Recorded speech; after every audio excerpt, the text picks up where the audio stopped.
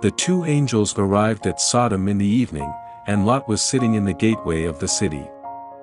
When he saw them, he got up to meet them and bowed down with his face to the ground.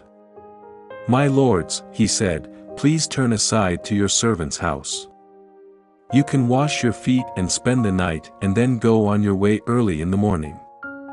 "No," they answered, "we will spend the night in the square." But he insisted so strongly that they did go with him and entered his house.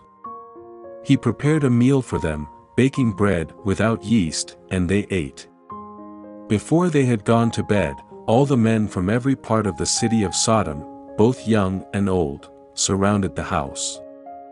They called to Lot, "Where are the men who came to you tonight? Bring them out to us so that we can have sex with them." Lot went outside to meet them and shut the door behind him and said, "No, my friends.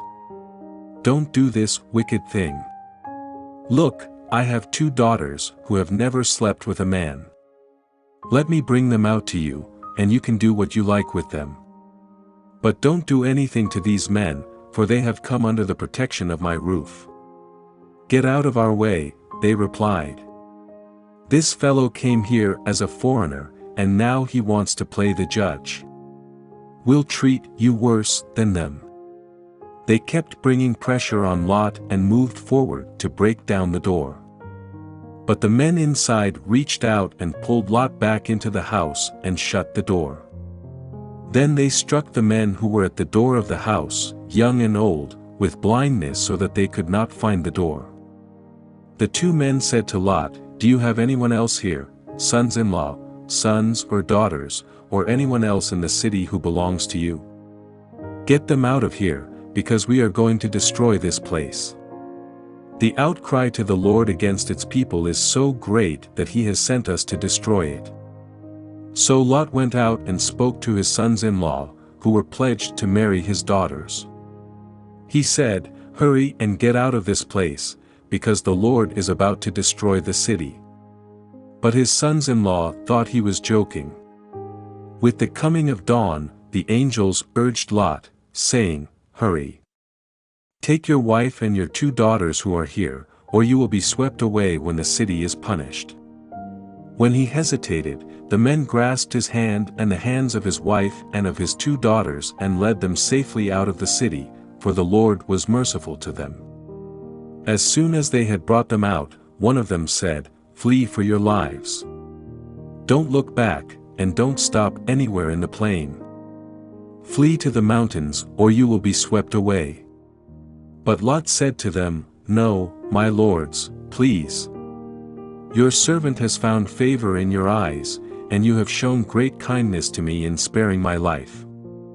But I can't flee to the mountains, this disaster will overtake me, and I'll die. Look, here is a town near enough to run to, and it is small.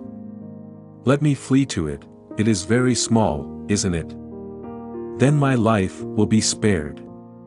He said to him, "Very well, I will grant this request too, I will not overthrow the town you speak of.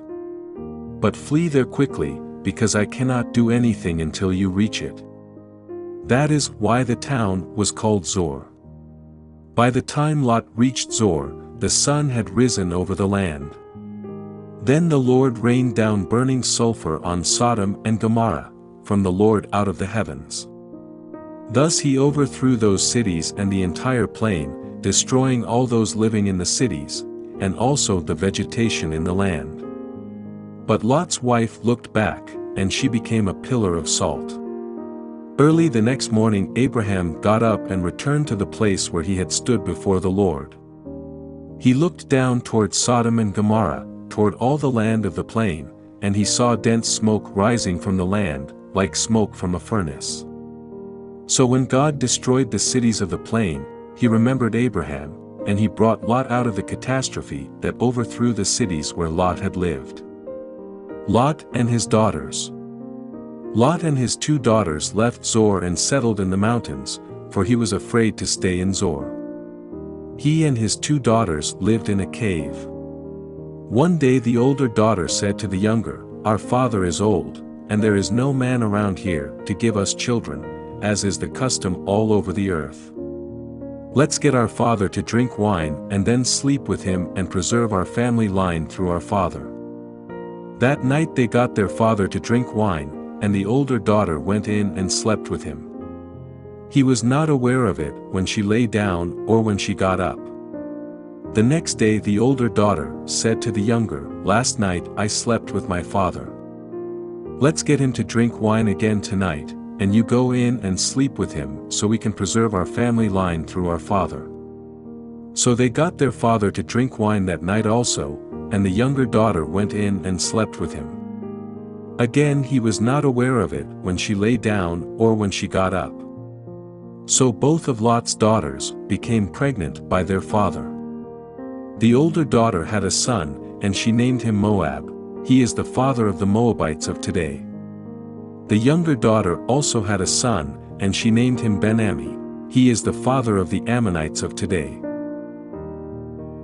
Thank you for listening to the word of the Lord. Find out how to help our project in the description.